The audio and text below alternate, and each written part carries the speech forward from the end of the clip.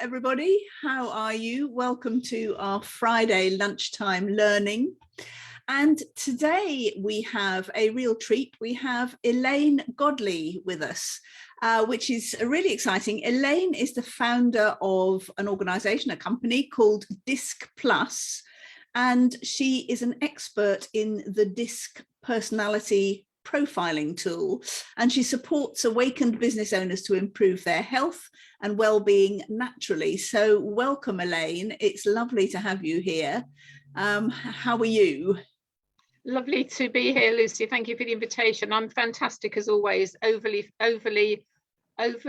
optimistic, overly everything, and I get told off because of it. So I make no apology. That's absolutely great. That's what we want to hear. And obviously the medium is the message. So if you are healthy and full of well-being, that's obviously working. Your method is obviously working. So tell us a bit about how you came to do what you're doing. It's a fascinating area. Okay, so I can talk for days on this, so you might need to rein me in from time to time.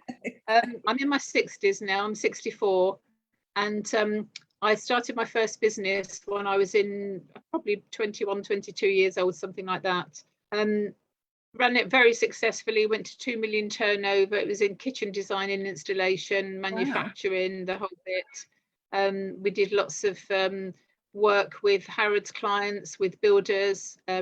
I've also run charities, dealt with homeless and all kinds of different people in between. So I could be dealing with lords and ladies and homeless in the same week type of thing. So I've had a very good grounding, shall we say, in dealing with people. The business went wrong in 1986. We started it in the late 70s.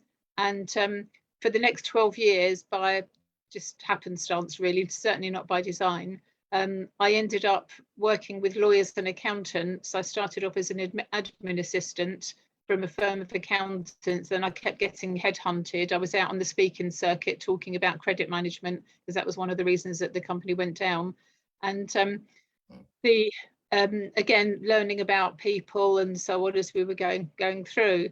In that time, I did a master's degree in legal practice. I've got an MBA in legal practice, and I've run a law firm. I left school at 16 with not much of anything, and I graduated when I was 40. So education comes, in many guises and in many forms and many stages. So then in 1998, I'd had enough of the corporate stuff. My biggest role there, I was Chief Operating Officer. I ran one of Ernst & Young's consulting divisions. I had over 220 staff. Wow. And that was a very interesting time, but I'd had enough of the corporate nonsense. It's just it's so shallow. I mean, I can't tell you. And I was just, I was learning, more about people the whole time. So I've had a wide experience. I've managed a band. I've been a policewoman. I've done all kinds of things over the years in my time. And people are at the core of what I've done and what I do. Amongst all of this, also between 1998 and 2009, I was a business consultant, mentor to a number of business women. I used to run business network events, and I used to mentor 40-something business women every month. So the grounding that I've had over the years in observing behaviour. So I've got qualifications in behavioural psychology. And in the last 10 years, I've gone into the health field, because if we're doing something that doesn't suit us, our behaviour can cause us all kinds of problems. So people with my type of behavioural profile, we burn out. We take on too much. We think we're superhumans. We burn out. People with different types of personality styles will do the reverse. They won't take on too much necessarily, but they'll worry about everything. And that can cause health problems. So we're sort of getting into the area of DISC then, I assume. Yeah. So how did you discover DISC, and when did you become a qualified practitioner? I've been qualified over 20 years now, but it was probably 1995. I was running a department in a law firm, and my secretary at the time was into astrology, and she was talking about the different star signs and different behaviours. at the same time, I was introduced to a behavioural profiling tool, well, the DISC behavioural profiling tool. And I profiled my team, and she did the star thing, and it was amazing, the links between the two in terms of the physical behaviour that we would see sort of day to day with people. So that was my first introduction. When I became Chief Operating Officer at Ernst & Young, I had over 200 staff, and I was seeing the same. I had about, what did I have, 30 or something in the previous existence, and then I'd gone. It grew from 60 staff to over 200 in the time I was there. So I had all these people reporting into me, and again, the same kind of patterns of behaviour I was seeing. So I then thought, oh, okay, what behavioural profiling tool should I be kind of hanging my hat on? Because I'd got HR directors, a recruitment director, and so on, all reporting into me, all bringing to me different things that I should be looking at. None of them brought DISC. They all brought these very highfalutin, complicated systems. So like Myers-Briggs or something. Yes, yeah, there's Myers-Briggs, and there's PF 1525 or whatever it is, and there's a ton of different names, but they all go back to Hippocrates in 400 BC. And Hippocrates, who was a doctor, discovered, I don't know what the word is, he called them the four humours, and he found ways to identify different behaviour characteristics by looking at the bodily fluids. So there'd be blood, bile, phlegm, and according to the colours of the bodily fluids, we were this type of person, that type of person, and he called them the four humours. So as a doctor, he found that some people were always coming to him with the same kinds of conditions. Some people never came to him. So that's the origins of this behavioural profiling, and all of the other fancy names that are out there. There's lots of digital versions. There's all kinds of things. When I came out of corporate, I thought, well, okay, well, I was in my early 40s then. I'll get another job as a CEO somewhere and whatever. And then I thought, well, actually, do I really want to? You know, I'd always run my own ship apart from the 12 years that I ended up in corporate. My number 2 husband was an alcoholic, and we ended up, as one of the reasons we lost the business, because we were doing too much entertaining, not enough business stuff. And again, the personality styles of things came into play.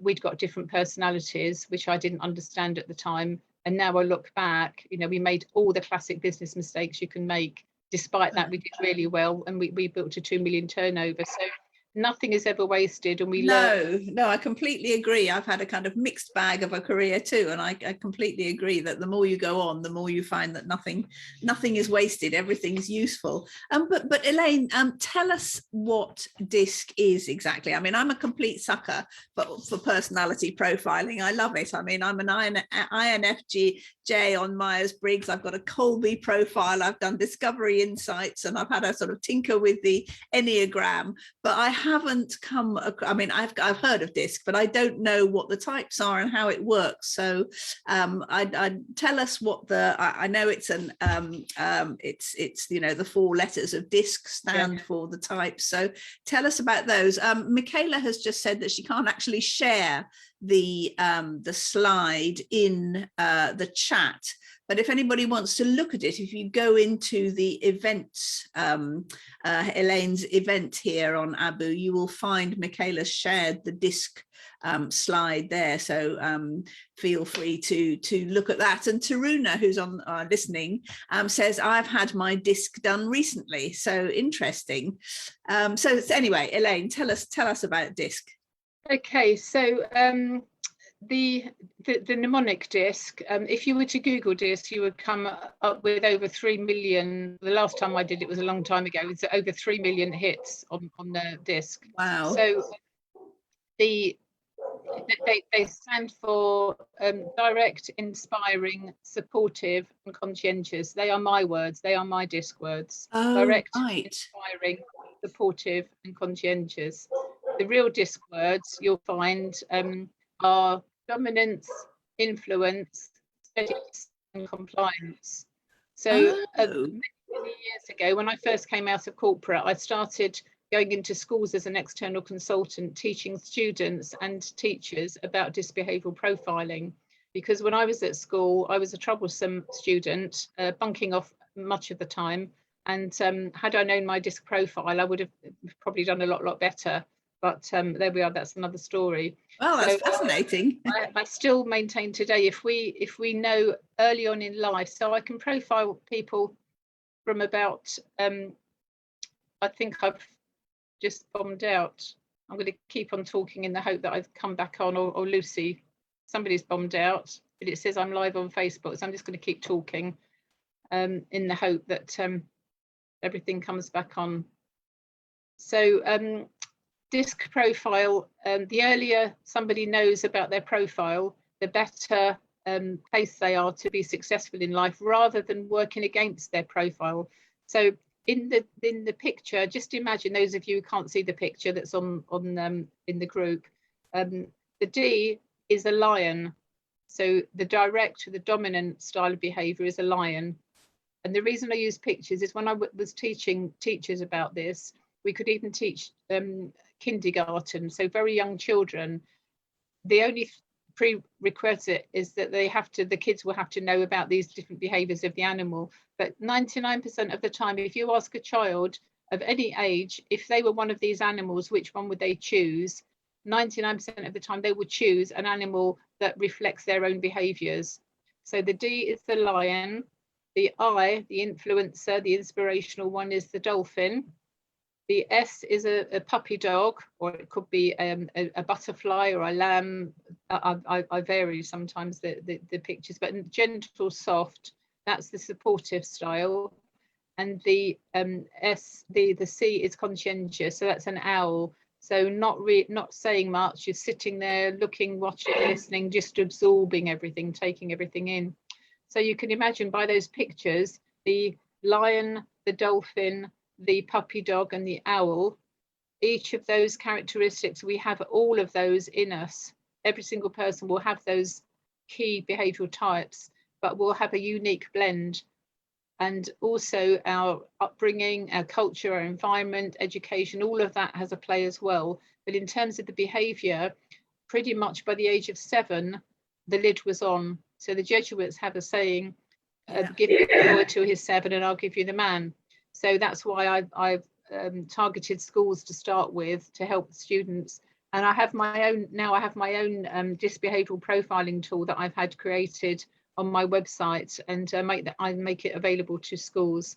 And I mentor some students in Nottingham. I'm actually based in Portugal. I'm speaking to you now from Portugal. Oh, right. I mentor some students via a charity in Nottingham using the DISC profile, and it's amazing. The kids that are in trouble at school are my profile.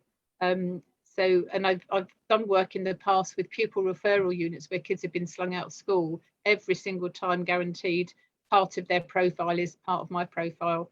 So I identify with these youngsters. Oh, that's something has happened to my microphone by the sound of it. I can hear you perfectly well. Are you hearing me? Okay, it just sounded really weird to me. That's fine. Well, that's absolutely fascinating.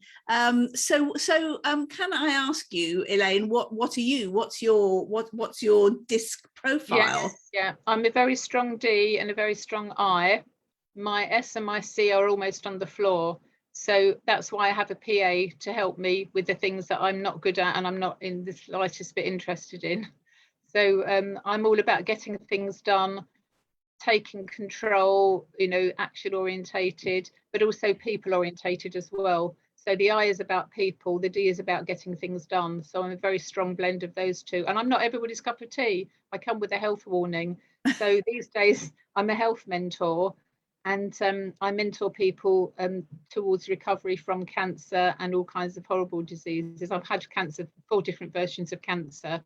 Gosh. I was given a year to live 6 years ago, and I beat it in 14 weeks. And again, that is part of the reason why I now link the DISC behavioural profiling with health. And I've had the tool created that links and shows the different personality styles and the impact that the health has on each of the behaviours.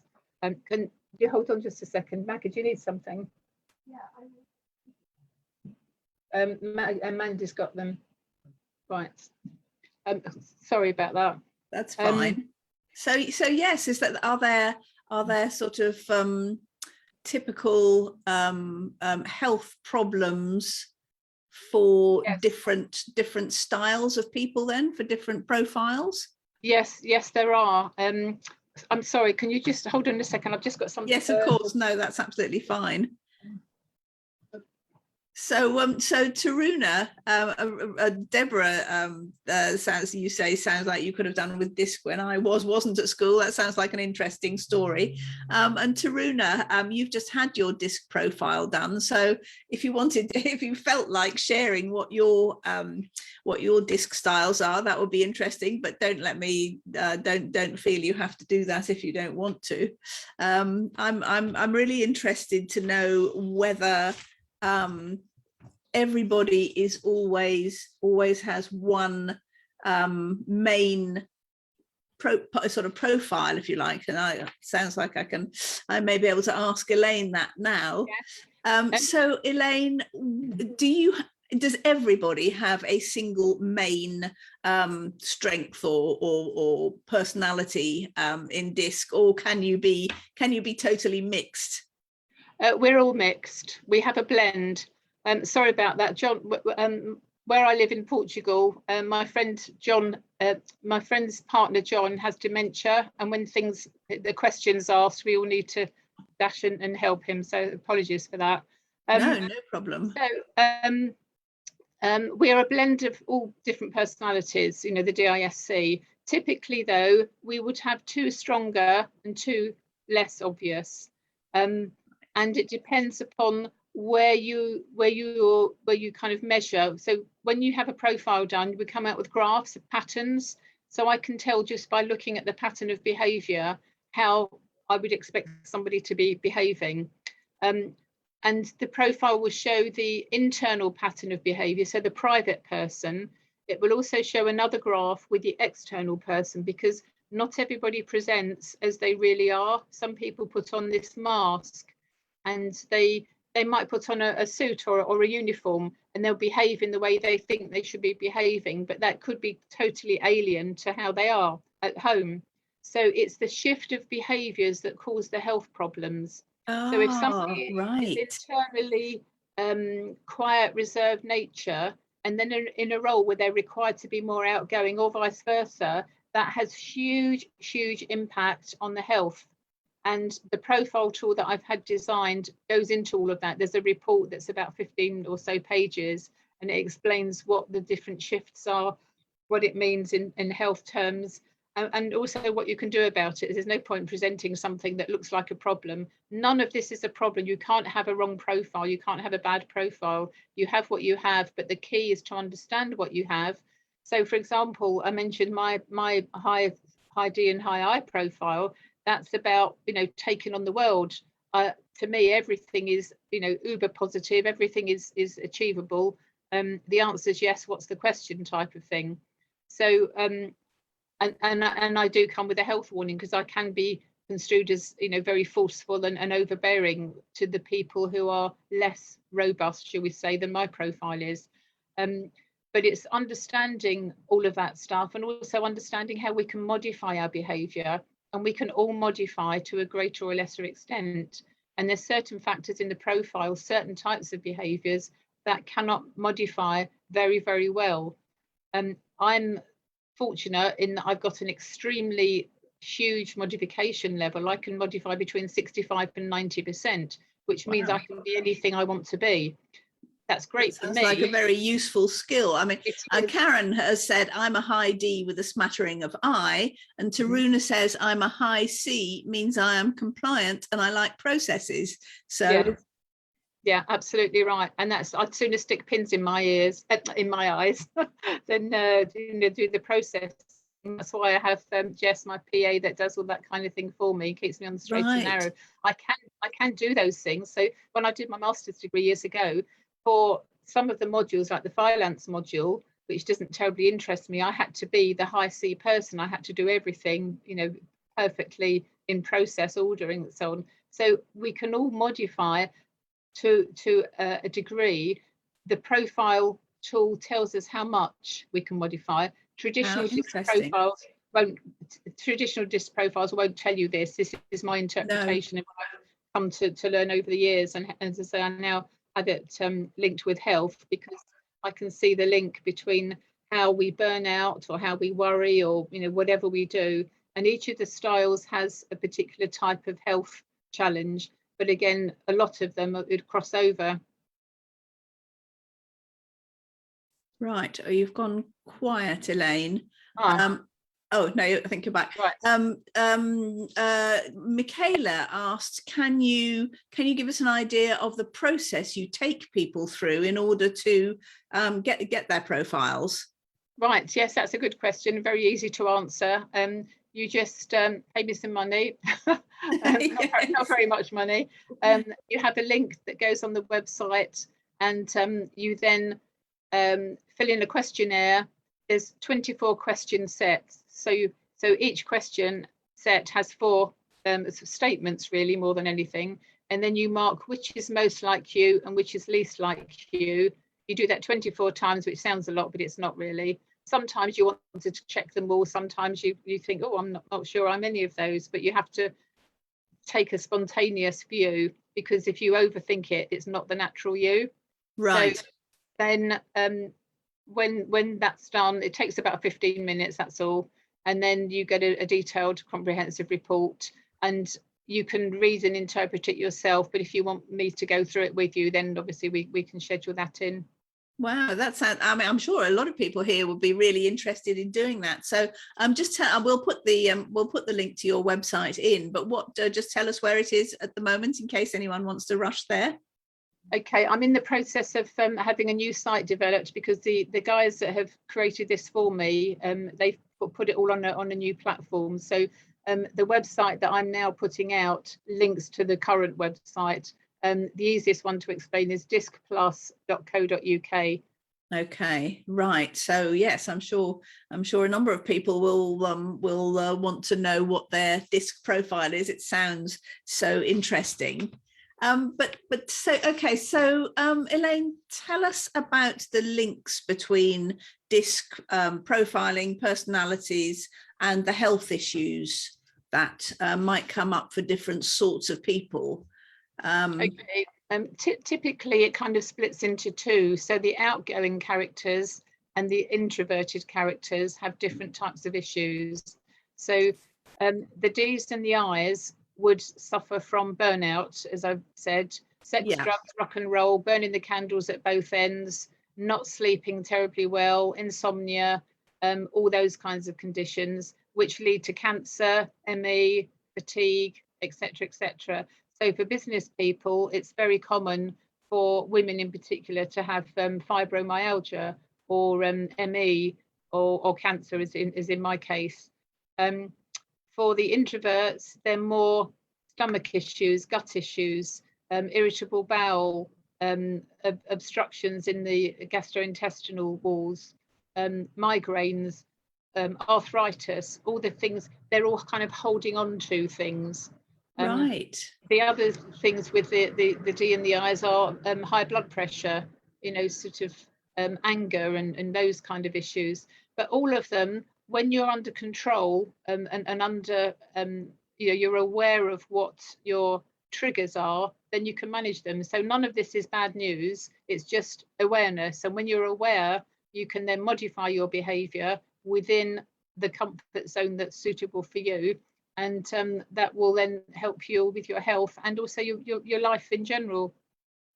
Yes, that sounds fascinating and incredibly insightful. I think I'm definitely going to come along and get my disc profile from you. So Michaela says, really helpful, sounds so interesting. This would be good for parents to do with their kids, perhaps. Absolutely, and that's what I used to do. I spent many years. I used to run the High-Low Mentoring Network when I was in the UK. For about 5 years, I did that, and I used to recruit and train business people how to be mentors. I'd match them with students in the various schools that I was supporting, and then we'd also have sessions with the parents. So you've got all kinds of links there with the behaviours.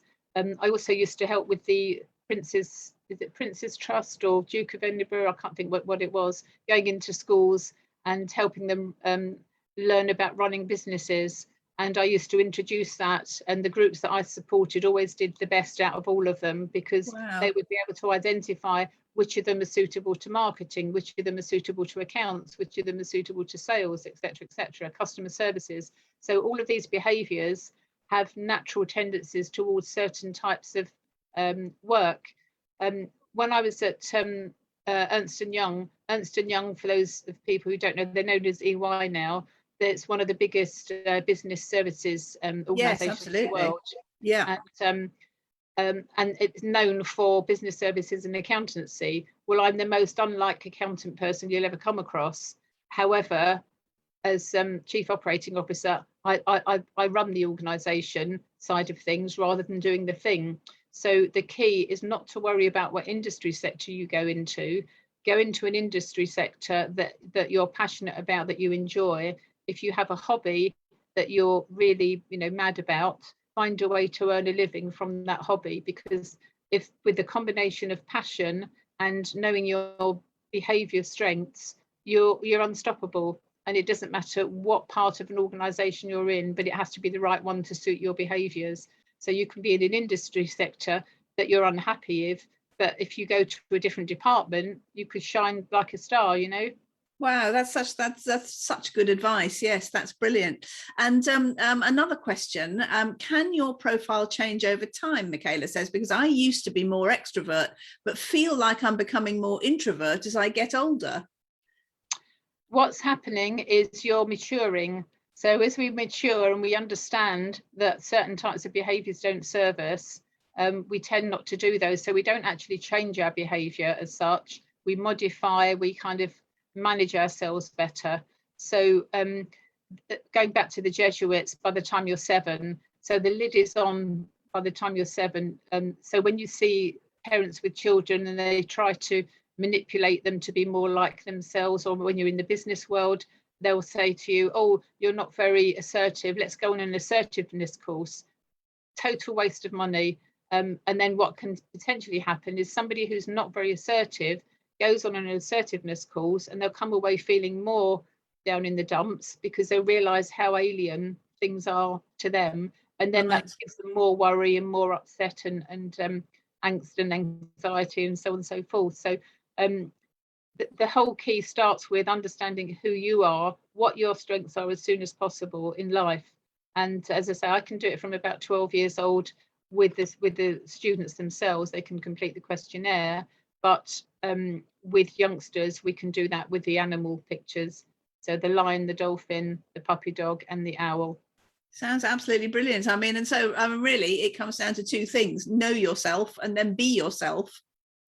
Yeah, and that links into emotion intelligence. So Professor Daniel Goleman in 1994, with his first book, was talking about emotion intelligence, or EQ. So we have our IQ, which is our sort of academic intelligence, and we have our EQ, which is our emotional intelligence.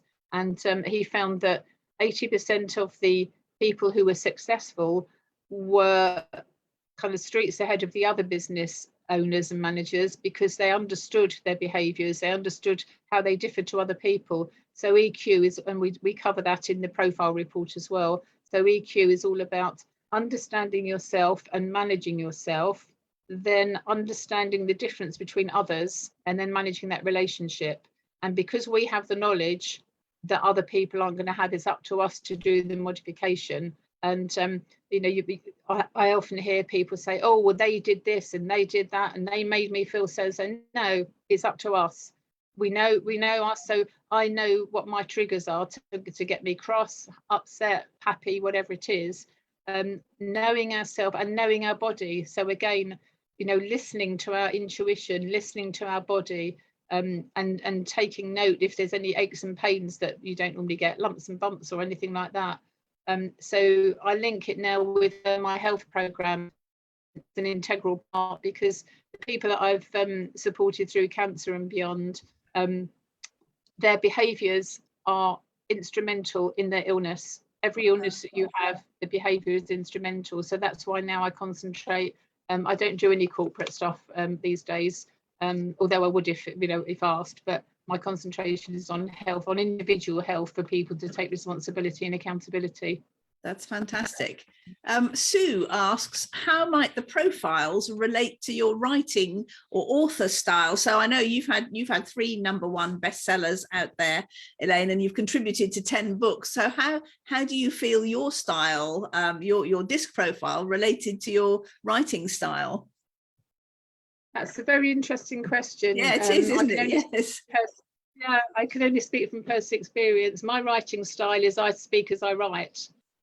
So I have a conversation on paper, basically.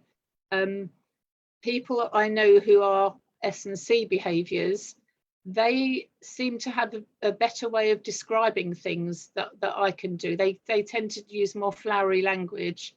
I'm more straightforward, down to earth, tell it as it is. But again, I don't know if that's a personality thing or that's just because that's who I am. I don't know. But I've got some friends who are fantastic writers, and their writing is I say, a bit more flowery and in-depth and more kind of imagination than I use. Yeah, that's fascinating. I mean, I think generally introverts quite often like to communicate in writing rather than it doesn't mean they can't communicate via speech, but I mean, I know I'm an introvert, and I know that I do not know what I think until I have written it down. It's my thinking process is via writing, and I know there are other people who don't know what they think till they've spoken it. Yes, and they tend to be more extroverts. I find I've done a lot of public speaking and been on stages with loads of wonderful people, and people will say to me, well, aren't you nervous? Well, no, I'm excited. It's not nerves, it's excitement. Yeah. And they'll say to me, what are you going to talk about? And I say, I haven't got a clue. Until I open my mouth, I've no idea what's coming out. So I don't prepare for anything. But again, that's all part and parcel of being sort of older, experienced practice, shall we say. You know your topic, it doesn't matter what comes out, because it's all going to be useful in some way or another, isn't it? Yeah, no, absolutely, I agree. But the difference between you and me then is that somewhere back in my past, I would have written it down first, and then I'll know what I say. And after that, I don't need to prepare. But yes, but you're probably much more able to just speak off the cuff. So I think, and that is a personality thing. D's and I's generally seem to be more confident than S&C's, but only in certain environments. So again, an S&C will have all the detail. A friend of mine is really, really introverted. However, on the topic of gas exchanges in some atmosphere, you can't shut the person up, sort of thing. It's fascinating.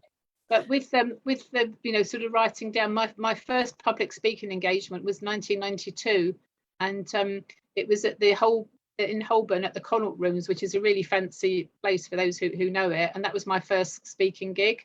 Wow. So I went to the loo, that was last minute nerves, bent down to pull my tights up, my glasses fell off. I used to wear glasses, but through the health thing, I don't need glasses anymore. That's another story. So my glasses fell off, and I thought, damn, we didn't have any PowerPoint, anything like that. It's one of these old-fashioned overhead projectors. So, and I've got my slides. I also had to produce a document for the audience on everything that I was going to be saying. So they all had a pack of stuff, which crucified me, because that meant I had to write down, and I didn't know what I was going to say. So that was difficult. Anyway, so I'd got my slides, my overheads, and so I couldn't see anybody. I couldn't see the main audience. I could only see the first few rows, which actually was good. And then about the, second, third, fourth overhead in, the bulb went. So I had no notes, no slide, no nothing. And I just talked, and I got a standing ovation. And that taught me. And for weeks I'd practiced. I'd used my sewing machine installed as a lectern in my bedroom. My husband of the day videoed me. So I knew if I was fiddling about or whatever. I took a speaking course, a 6-week speaking course as well. None of it made any difference whatsoever. So all the preparation in the world. So that was my first huge lesson. So for people like me, just going out there doing it is the way to do it. But That's everybody fantastic. has to do their own feet. So Helen is asking, what happens if you're a mix of extrovert and introvert? I guess you can you can, you know, have a mixed profile. Yes, yeah, and that will bring health challenges, and it depends what mix you are. So you kind of almost have a schizo type of it can come across as being moody. So for example, if you had a high D and a high C, that is introvert and extrovert, but that behaviour pattern is all about getting things done in a certain way. I profiled hundreds of, well, I don't know, hundreds, an awful lot of head teachers over the years, and business leaders. There are two types of leadership profile that come out. So a D and DC profile, so it's introvert and extrovert. You do it this way, you do it my way, and you do it now. The people stuff is on the floor, so it's like a bucket shaped type pattern. So it's all about task, not about people. That can cause health challenges, because at one level you've got the D that's outgoing, you've got the C that wants to mull things over, think about things. So you've got that conflict. If you have a C and an I, you've got the outgoing nature of the I personality, lots of energy, high partying, all that sort of stuff, coupled with the C. One day the person could be a high C, the next day they could be a high I. For people who are high S, they would perceive that as, oh, what's the person done? You know, what have I done to upset that person? They were really talkative yesterday. Today they've got their head down. What have I done to upset them? So there's all this linguistics that go around, the language that we speak to ourselves, the things that we assume.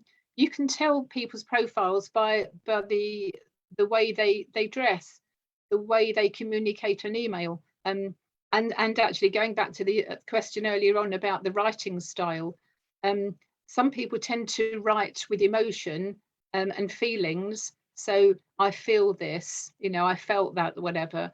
Some people tend to do, you know, I saw, or I heard, or, you know, all the, you know, the 5 different, you know, senses. Yeah. So yeah, that does come into play, thinking about it. It does, yeah, with the writing.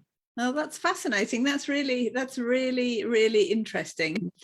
So I'm getting the sense then that what you're saying is that if there is sometimes also a mismatch between our external behavior and internal profile, if you like, or personality, that's when it becomes something that could turn into unwellness, could create physical problems.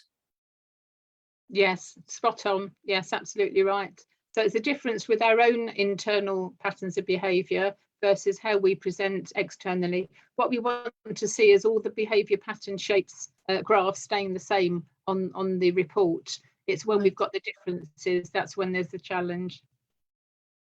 Right. Yes. Oh, that's absolutely fascinating, Elaine. Thank you so much for being here today. And we will definitely put the link in the top of this post, and I'm sure more people will come and watch it. So if you're watching on recording, please do leave comments, and hopefully you'll be able to, if there are any questions later, Elaine, you'll be able to come back and answer them. And yeah, well, I, for one, I'm definitely going to get my disc profile done. So you've totally convinced me. Taruna says, thanks, very interesting. Well, Taruna's already had hers done, but yeah, added information. So Elaine Godley, thank you very much for being here today. I've learned a lot, and I'm sure everybody has. So thanks very much. And thanks for everyone who was here today. And hope you all have a great weekend, and I will see you next time. Thanks a lot, and goodbye for now.